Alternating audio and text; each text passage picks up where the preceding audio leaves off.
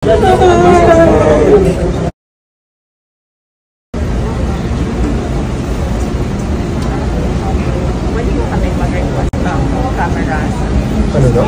Pasukin ng general yung mga cameras. Gusto mo? Palapitin ng mga media? Opo. Sige.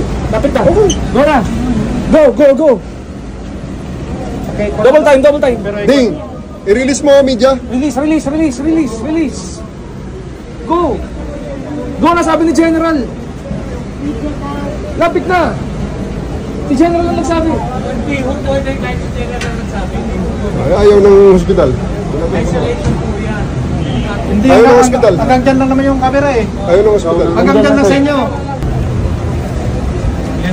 I-clear natin ito yung para makita ng camera.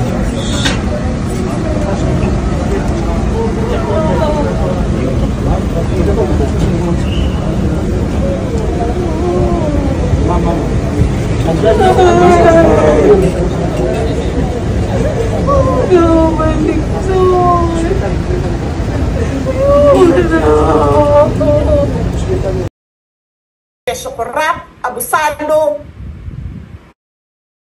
Utang ina ninyo.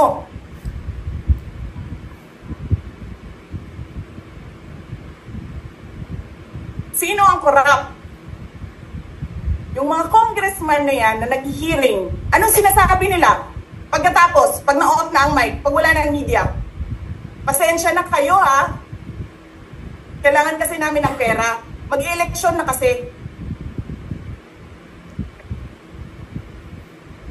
Pakisabi kay Sara ha. Hindi ko naman gusto itong ginagawa ko eh. Eh putang ina, hindi mo pala gusto ginagawa mo eh. Bakit mo sinisira pangalan ko? Joel Chua.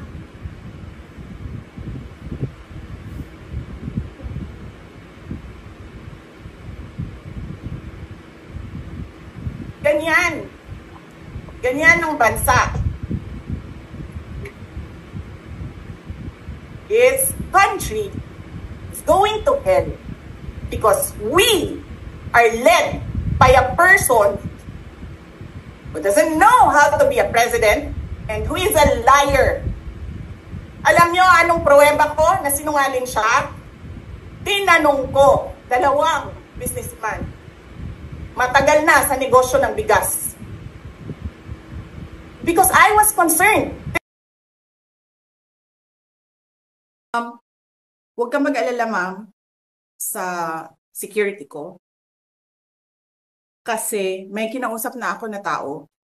Sinabi ko sa kanya, kapag pinatay ako, patayin mo si BBM, si Lisa Araneta, at si Martin Romualdez. No joke. No joke. Nagbilin na ako, ma'am. Pag namatay ako, sabi ko, huwag ka tumigil hanggang hindi mo mapatay sila. And then he said yes. Huwag ka mag-alala, ma'am,